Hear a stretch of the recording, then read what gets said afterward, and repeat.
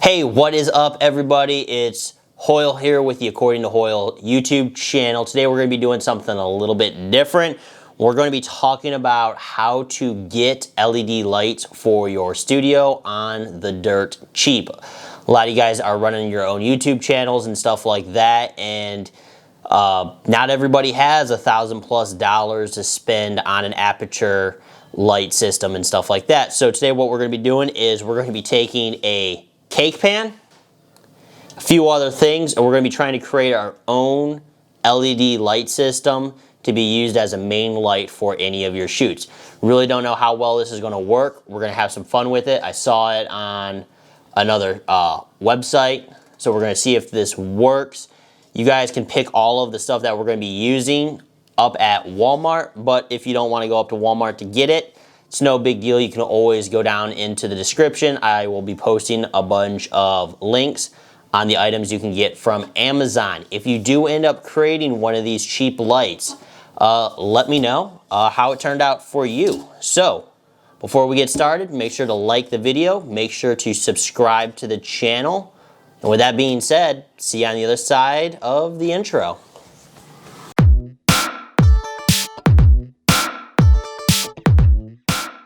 So what we're going to be doing with our cake pan, first off, when you're buying the pan, make sure that it is of the reflective type. Try not to get one that has the non-stick coating on it because it won't reflect as much. I've also seen people use the really shiny dog bowls that you can get for cheap also. On a whim, I happened to pick up a pan from Walmart because Alyssa wanted to use the other two that came in the kit to make cakes and stuff like that, so I took the larger one. What we're going to be doing though is we're going to have the pan.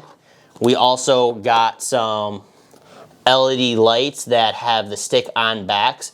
First off, I do want to point out that I didn't get the lights that I really wanted to because they were out, so I had to get these soft white LED lights.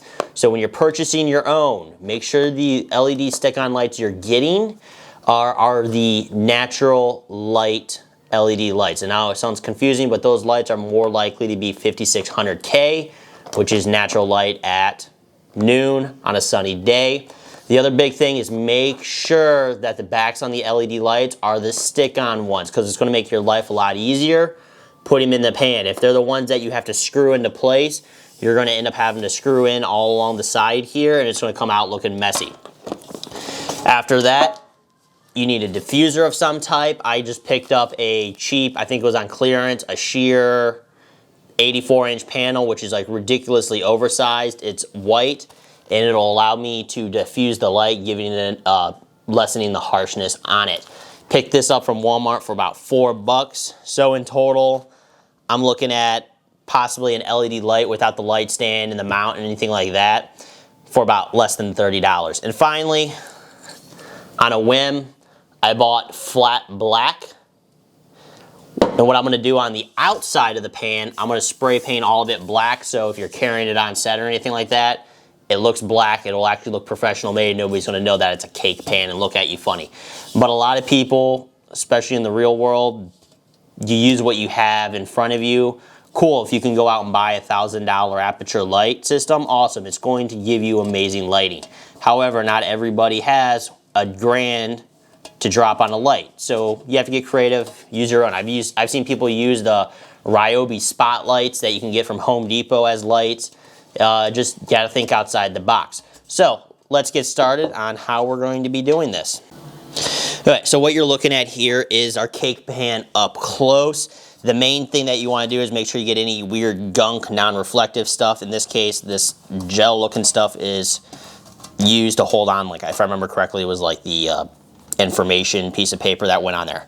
What we're going to be doing is we're going to be taping the LED lights to this pan. The big thing is you want to leave this bottom piece open and non-lit up. Our main thing is we're going to be putting the LED lights along the perimeter. What's going to happen is the LED lights are going to bounce in towards each other. They're going to bounce off of all of this shininess and then shoot out through the diffusion. If you just put the LED lights on the back, all they're going to do is come out, hit the diffuser. They're not going to be as bright, so on and so forth. So it gives time for this light to bounce around, really get really bright, and then hit the diffusion and give you a good light system.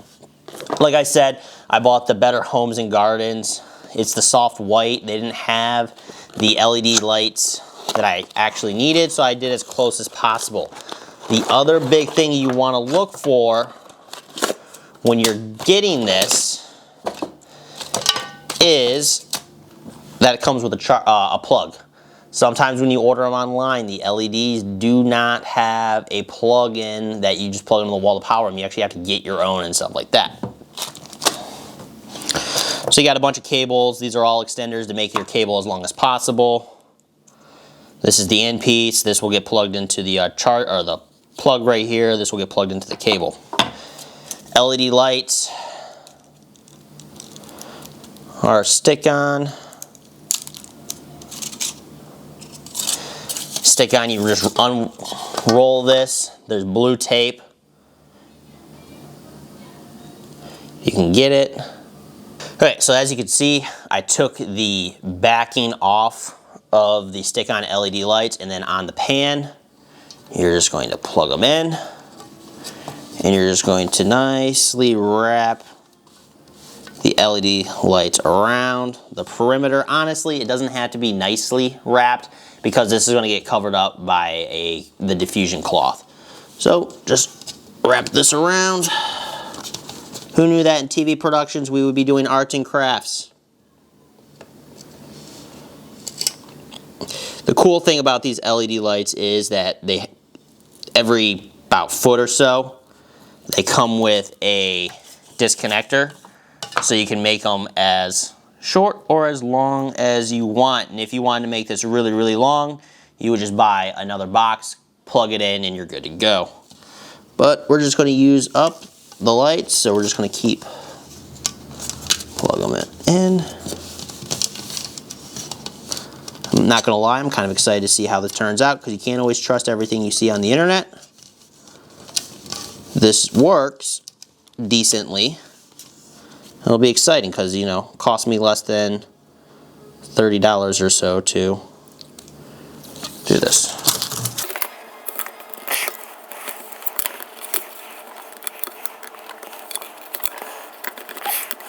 It's okay if you do leave some space in between the lights because that just gives you more of a shiny surface for your LED lights to bounce off of. So I'm not sure how bright this is going to be. I might have wanted to buy another box, but we'll see what happens, right?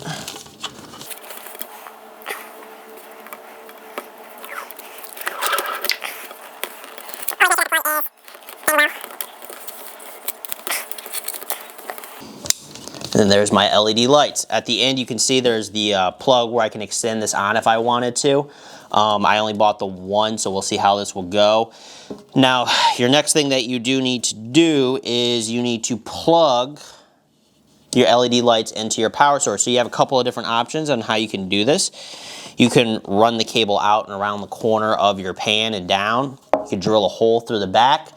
It really depends on the type of stuff you're using. I'm going to assume that nobody has power tools, so what I'm going to do, I'm going to take my extenders,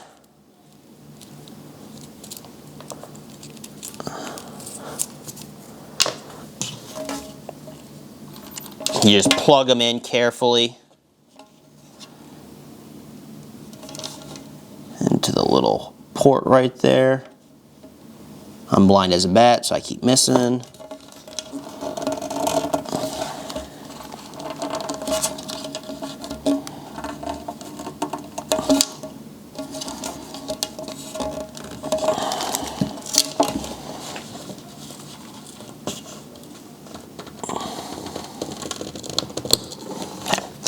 Those lock into place, tape it back down. In my case, I'm just going to run the cable out the bottom. It might cause some issues down the road, but my other option would be I would just drill a hole in the back and run the cable that way. 2, 1, action. Why did the cow cross the road? Why? Because it had to get to the other side. It was so loud. Okay, so my LED lights are now all plugged up. I'm gonna plug them in here into the wall. We're gonna see how well they light up. Okay, once I powered the light on, that's what we're looking at. Not really sure how this is gonna work, but we're going to see. So next we're going to put the cloth on.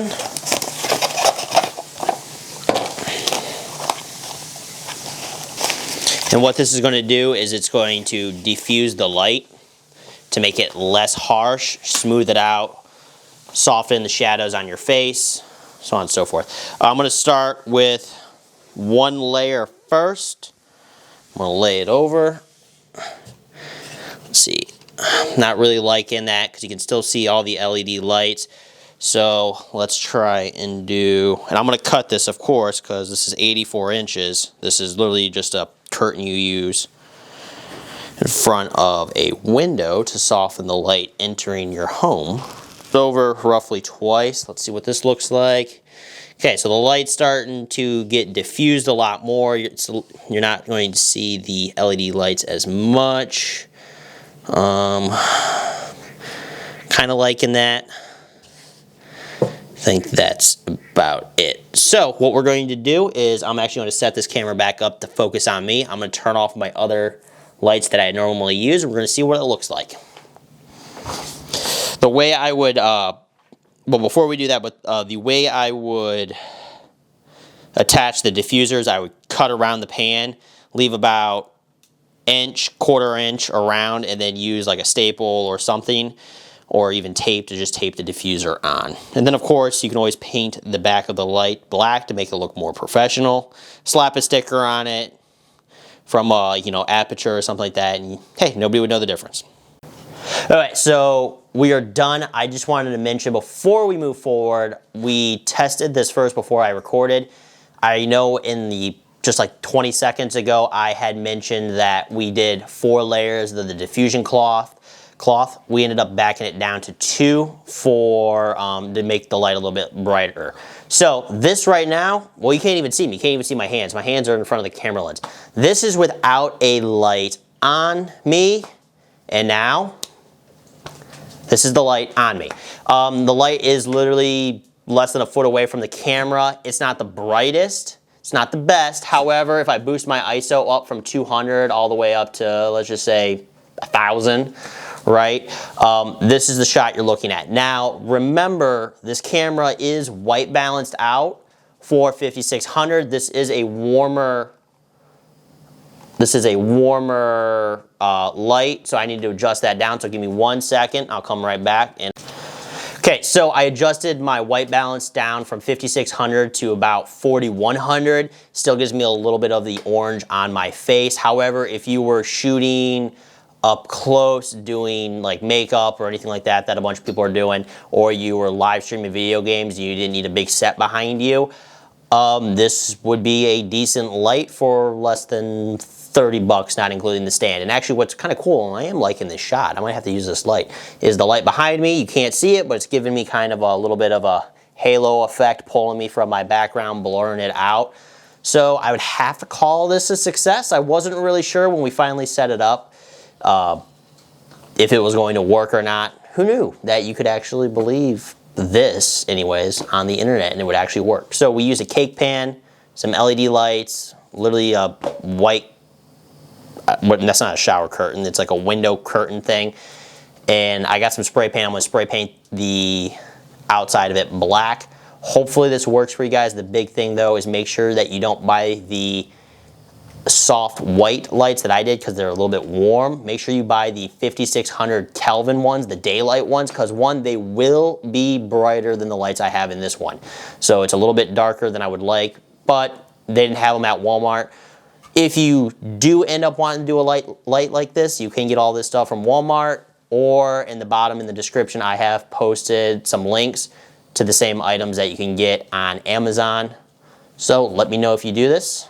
It's a decent light for 30 bucks. I mean, it's not the best, but better than no light at all. Okay, see you in the next video.